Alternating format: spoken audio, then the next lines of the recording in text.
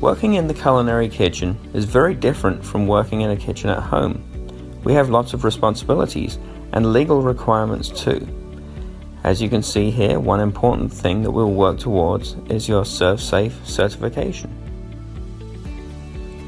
It all starts at the back door. When our food is being delivered to our kitchen, we must inspect everything for safety and sanitation. The first thing that as food handlers we must do is to wash our hands correctly. There are 6 steps to this. Making sure that you wet your hands first, then get some soap, lather that up for about 10 to 15 seconds. In fact, these days we generally talk about more like 20 seconds, going up to your wrists and then rinsing off effectively. And then when you go to dry your hands, using the paper towels and then using that same paper towel to turn the tap off so that you don't recontaminate your hands.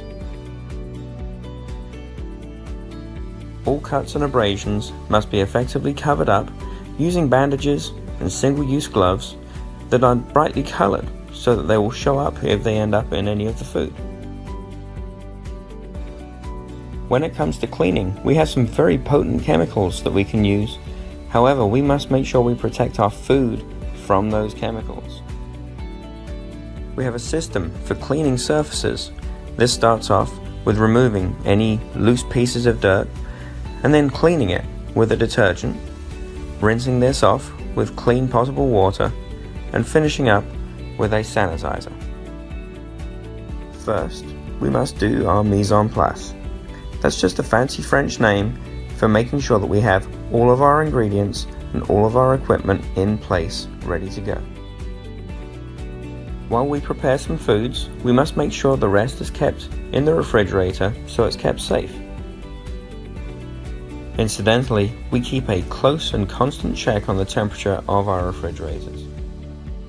Before we get started preparing our first food items, we have to wash our hands. Again, this will be a constant thing throughout the preparation period.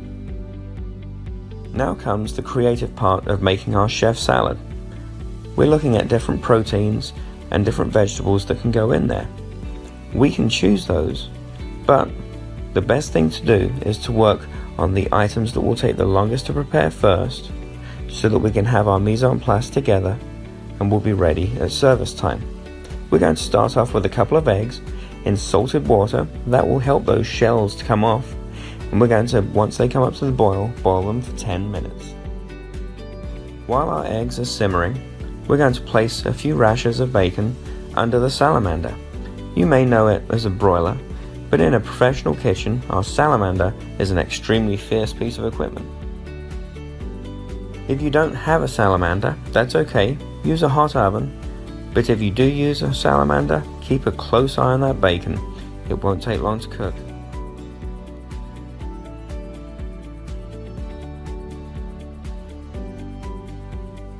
Our eggs are all done now, and it's time to get them into an ice bath to stop that cooking process. This will stop them from overcooking too. This way they won't have the sulfurous flavor and they won't have the gray edge to the yolks. Our bacon is finished, and so now we're going to place it onto paper towel so that we can drain off any excess grease. With the grease that's left in that sheet pan, it would be good to throw that into the trash can. Let it cool off just a touch so that way it won't block up our drains. Next, we're going to make a very simple and traditional dressing. It's just 1/2 cup of extra virgin olive oil and 1/4 cup of balsamic vinegar. This is just topped off with a little seasoning, salt and pepper. We do this in a jar to make it really simple. All we need to do now is put the lid on and give it a shake, and now it's ready.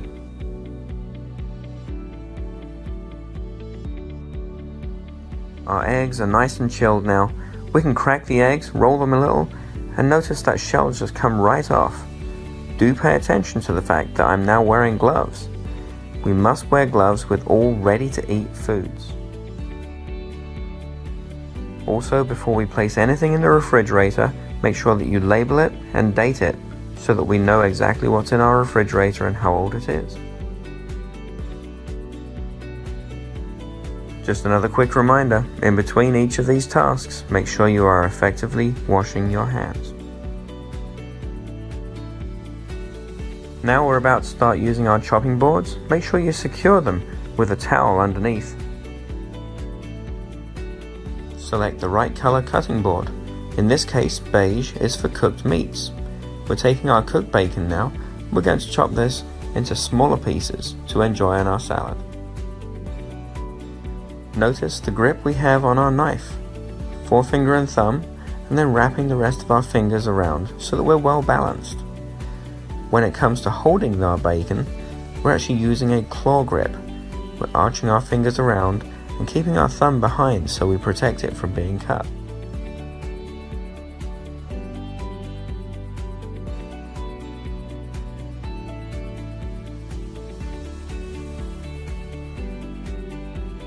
As we can see from this angle, the knife blade never leaves the chopping board. It has a rocking motion that's very safe and secure in our hands. Again, don't forget to label up your products before they go back in the fridge. Now on to our sliced turkey, but you could use beef or ham or anything else you'd prefer. We're slicing this across into strips and then moving across to make a medium dice. We'll go through the same motion with our cheese. In this case we have mozzarella, but you could use any other cheese that you prefer in your salad. It's time to wash our produce. We always wash all of our items of produce under cold running water. The water should be slightly warmer than the refrigerator, but it shouldn't be warm enough that it's going to warm up our vegetables at all.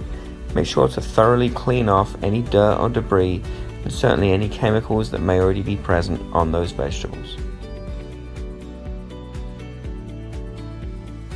Again, work on the vegetables which are going to take the longest. We're relying on the water to make these radishes swell into pretty roses. We're going to place them into ice water to make this happen.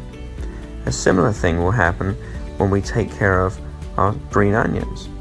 The green onions will start to swell and will actually start to curl in the ice water.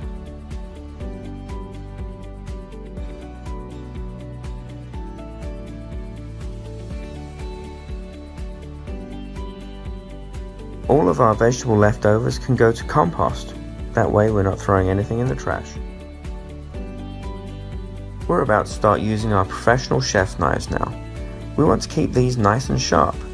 We will hone our blade just by adding that extra edge to it each time that we use it using our honing steel. We want to wrap this across around about a 15 to 20 degree angle to get the optimal blade. We use that same claw grip and the same rocking blade as we slice through and make a chiffonade of lettuce. That's what we call our nice shredded lettuce. With our delicious red onion, the easiest way to peel that outer layer of skin, also known as onion paper, is to cut it in half first. Then you should be able to peel it nice and easily, but make sure you hold on to that root. We often use that root to actually hold our pieces together.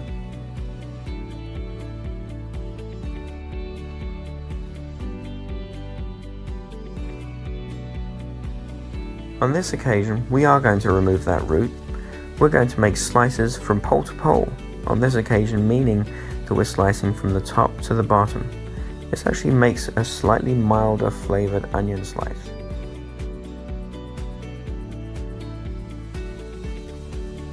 And now look at this, we have all of our ingredient mise en place ready to go.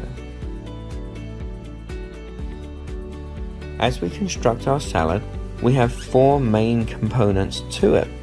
We have the base, we're using our whole romaine leaves, and then we have the body. We're starting off using the shredded leaves, the chiffonade, that are going to go in the middle to give some nice height. And then we're going to add the other items to it. We'll also have a dressing and garnish. Our other ingredients that will make up the body of our salad are going to be our meats, our cheese. We're also going to add some shredded onions, and we're going to add our eggs on there as well.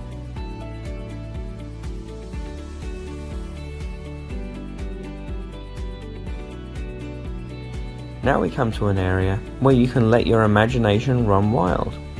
We're going to make the garnish for our salad. Make sure with things like tomatoes, we're going to remove that core from the stem just so we don't have any fibrous pieces on there.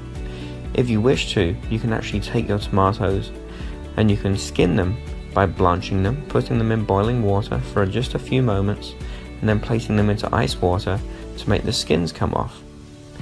In this case here, we're leaving the skins on, but we're actually going to make slices going down on either side so that we can splay this out into what can even be made into a tomato swan.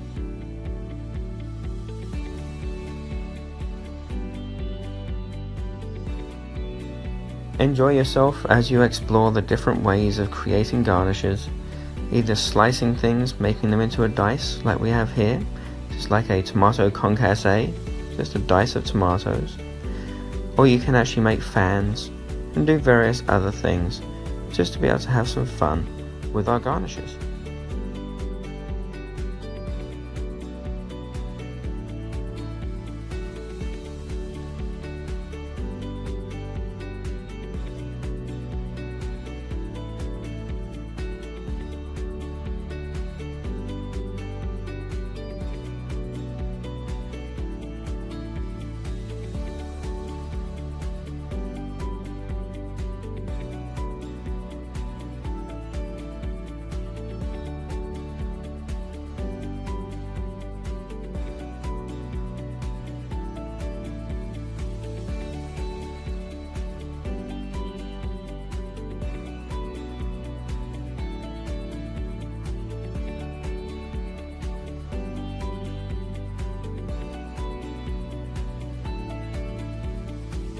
Add your garnishes to the plate, making sure the plate doesn't get too busy, but also so that you're showing those garnishes off too.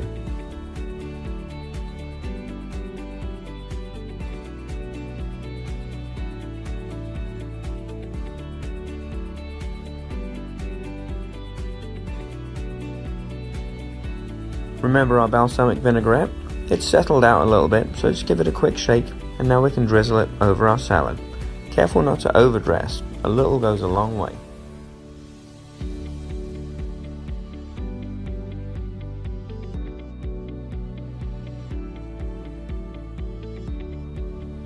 If you prefer, we can make this salad a tossed salad, where we place all of those main ingredients into a bowl, drizzle the dressing, toss it with tongs, remember no hand contact with ready-to-eat foods, and then we'll place it onto our base, and then we'll go ahead and garnish in the same way that we did previously.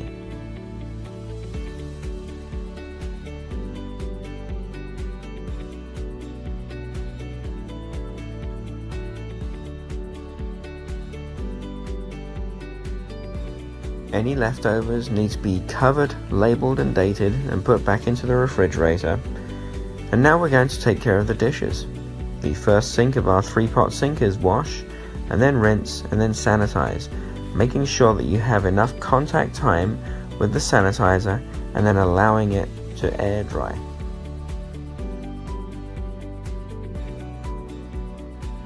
Same as before with our table, making sure we get rid of any debris, and then wash with a detergent, rinse with potable water, and then sanitize.